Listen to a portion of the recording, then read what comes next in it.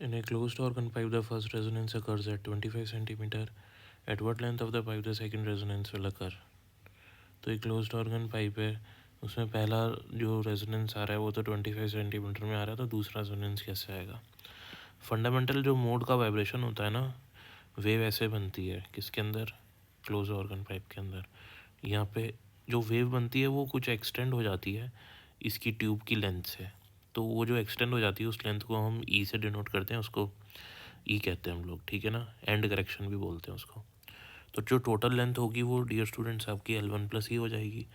और आपको दिख रहा है ना यहाँ पे जो मैंने वेव बनाई है, जो एंड जहाँ पे आपकी पाइप बंद हो रही होती है ना, वहाँ पे हमेशा क्या फॉर्म होती है? नोड। और जहाँ से आपकी पाइप खुली होती है वहाँ पे आपकी फॉर्म होती है एंटी नोड। एंटी नोड मतलब जहाँ पे एम्पलीट्यूड ज़्यादा हो और यहाँ पे एम्पलीट्यूड ज़ीरो हो।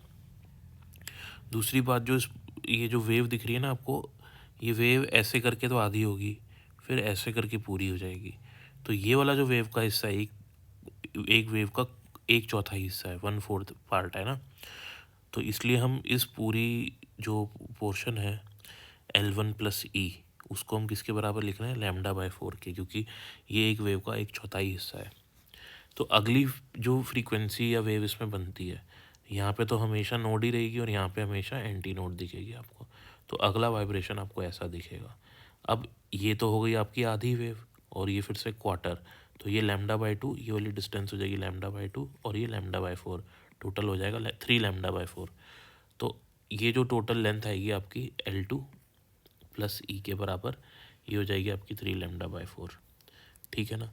अब मुझे एक चीज़ मालूम है कि मुझे इन दोनों को कंपेयर करना है, मेरे को नई लेंथ निकालनी है ना, कि नई लेंथ कितनी होने वाली है।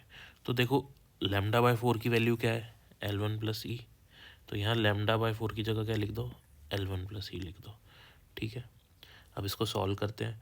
तो L2 चाहिए मेरे को, L2 क्या आएगा मेरे पास? 3L1 प्लस 3E, और ये ई वहाँ जाएगा तो 2E रह जाएगा। तो जो मेरे पास L2 आया है, ये L2 3L1 plus 2 times of E है। तो L2 की वैल्यू जो है वो L1 से ज़्यादा हो गई, क्योंकि L1 की वैल्यू कितनी दे रखी थी? 25। तो L2 की वैल्यू क्या होगी? 25 इंटू 3 प्लस 2E, तो it will be more than 75, है ना। तो यहाँ पे मोर देन 75, L2 की जो वैल्यू होगी वो मोर देन 75 होगी, तो ये हमारा राइट ऑप्शन हो जाएगा।